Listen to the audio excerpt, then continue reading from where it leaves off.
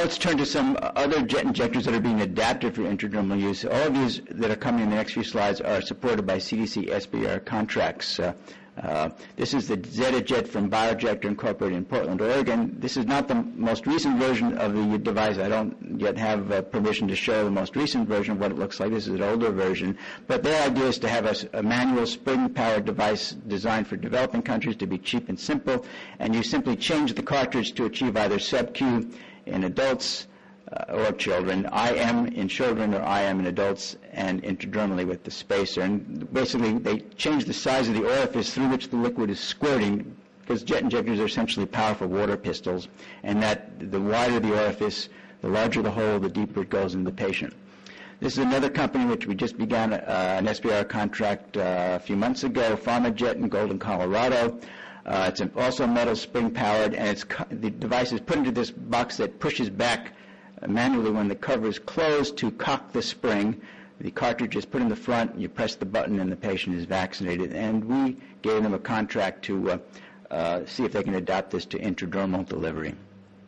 Another company we've been working with for a number of years has this Electrojet model. They have both a high-speed power with a battery and a slow-speed device for less expensive or routine immunization clinics, and they use these cartridges that are filled by the end user or theoretically can be filled by the manufacturer, and have a novel means of loading and unloading them without using fingers. And this next one illustrates the speed in case you have a mass campaign of, I told them to slow it down to take the movie, but it can be done quite quickly, almost as fast as you could ever walk patients through the line.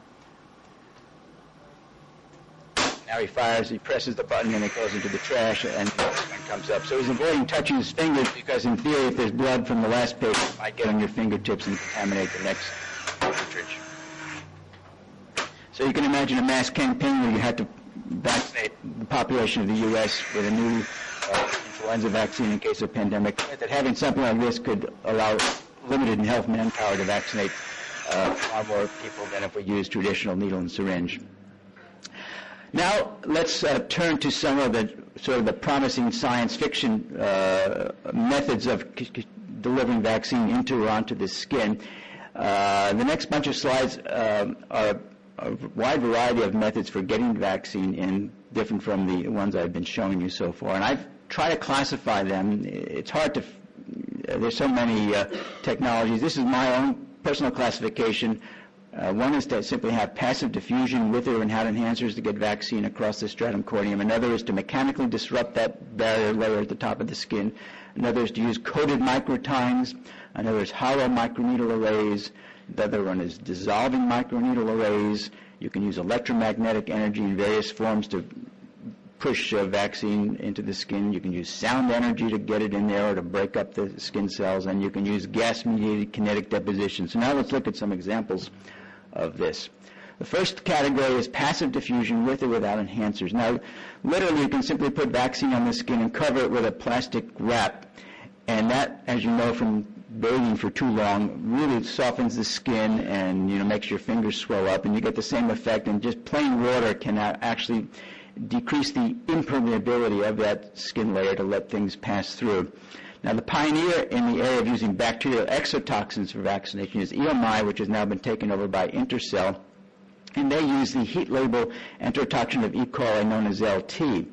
And they have found a booster effect when this is given by a patch on the skin, either adjacent to where the injection went, or in other cases you can actually mix it in with the vaccine. This is the results of a trial where they just gave it separately.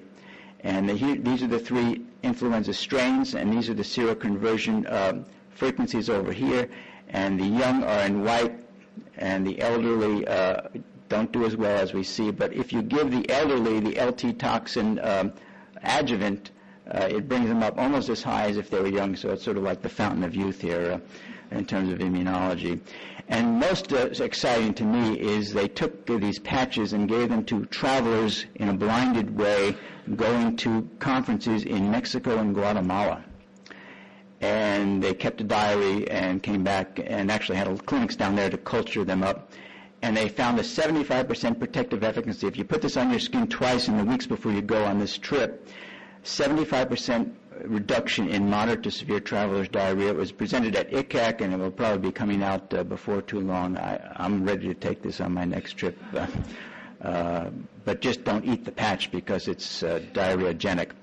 Also, cholera toxin, very similar to LT, has a similar effect, and there are other methods of other chemicals you can put on the skin, acetone and various protein and colloidal carriers that can help carry antigen across that skin layer, so without any mechanical method at all.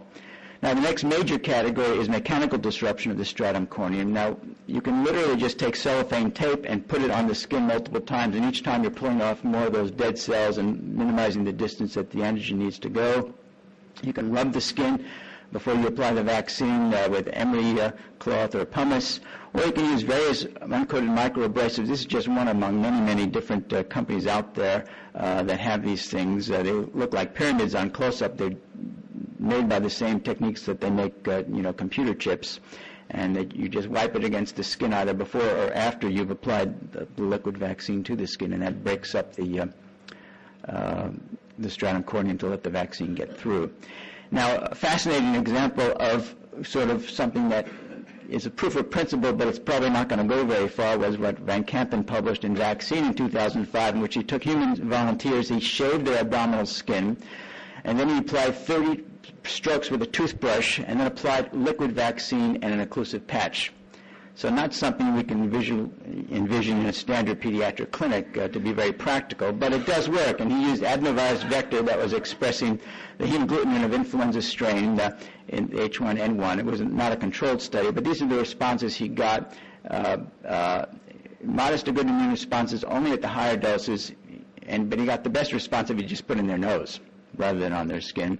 Local reactions from the skin was mild erythema and rash, and you can see here, let's see, when he only gave 4.8 times 10 to the 9th virus particles, these are the percent seroconverting. As you can see, the more he gave generally, when he got up to about 10 to the 11th virus particles on the skin, he was getting a much better effect, but the best of all was in the nose. Now let's go to the next category of these promising methods for cutaneous delivery, coating microtines.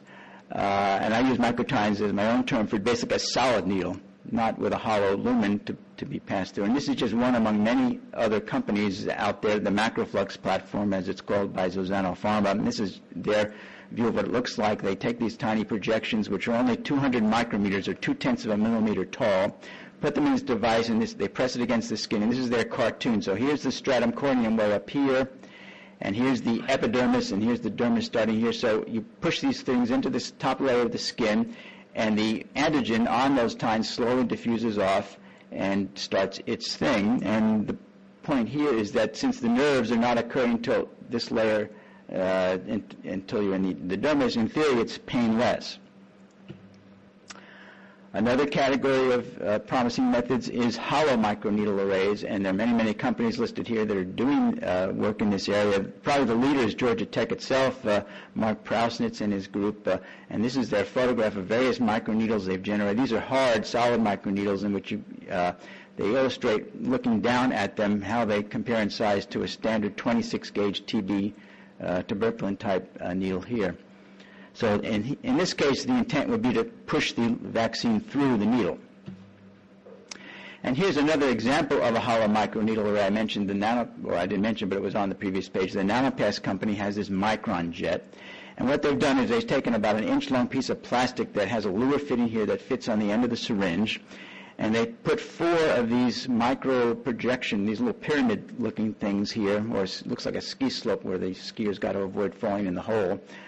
And put these on the tip, and then basically just use a standard syringe to administer 0.1 ml into the patient. And these are the results. This just came out a few days ago in Vaccine by Van Damme from the Netherlands. You can see it, they're all in green, comparing the 3 strains in the vaccine that they were looking at. They looked at GSK's Alpha-Rix influenza vaccine. I don't think this is sold in the U.S., the 2006 to 2007 Northern Hemisphere formulations. But they did find an increased intradermal local reactions, but they were mild and transient. But basically, pretty good results whether they compared 3 micrograms intradermally, 6 micrograms intradermally, or the full 15 micrograms IM, not bad. And our next three slides are another device developed by Becton Dickinson that's not quite a microneedle. I don't know if there's an intermediate term between needle and microneedle, a mini needle you might say, although they call it the microdelivery system, trade name now Soluvia. This is their human version. It's a glass syringe that has a very tiny needle, 30 gauge, if you can imagine how small it is, an outer diameter of 0.305. That's 1/3 of a millimeter outer diameter, and it projects only 1.5 millimeters past the hub here into the patient. And they wrap it with some plastic to have some needle shielding protection at the end. And they did that clinical trial I mentioned with Belshi, published in the New England Journal in 2004, and got good responses to that investigational GSK vaccine. And it turns out that GSK decided not to license this device, and so Sanofi picked it up, and now Sanofi has the exclusive worldwide license for most vaccine indications. I think there are a few exceptions for government vaccines, like maybe, in a pandemic preparedness or bioterror vaccines, but basically this device was were recommended by the European equivalent of the VRBPAC, the Vaccines and Related Biologicals Advisory Committee to the FDA. The European equivalent of that committee has recommended licensing an influenza vaccine from Sanofi just a few months ago. So this is probably going to be on the European market before long. Here's some other pictures from BD that illustrates the remarkable thing about this is its size. Now, they do have an animal version of this device that was used for animal studies. It's 34 gauge needle, which means the outer diameter of this needle is 0.178 millimeters, which boggles my mind how they can do that. This is the view, the view from the inside out of a pig. This is pig skin showing the needle compared to the size of the shafts of the pig's hair. And if you take out a penny and look at the E of E pluribus unum, the needle used in the animal studies is about the same width as the vertical portion of the E. It's infinitesimally tiny. And they've done a number of studies in animal models, mice, rabbits, and monkeys, finding good responses against anthrax, influenza, and JE vaccine. Last April, and a lot of papers on this for influenza vaccine are in the process. Melanie Sevilla of Sanofi gave me permission to show this slide. It was presented last April near Geneva. They used the reformulated Vaxigroup vaccine in the Soluvia syringe. They compared both two different formulations. In patients 60 to 85 years of age, in other words, the ones that are the hardest to vaccinate, because their immune systems are not working so well. They compared the full dose of 15 micrograms in 0.1 ml intradermally against the standard 15 micrograms IM. So it's a pure study of just whether the ID makes a difference. And then in another group, they looked at patients 18 to 58 years of age, and they compared 9 micrograms in the intradermal with the standard. So a little bit of dose sparing here. And the results were that in those over 60 years of age, in other words, the group getting identical doses, ID did better than IM. And in those less than 60 years of age, in which there was some dose sparing intended, ID was equivalent to IM. I'm not giving you any of the data, and they looked at both seroprotection and seroconversion and GMT ratios. But they did find, however, that the local reactions were more frequent in intradermal. So we'll see when that gets on the market.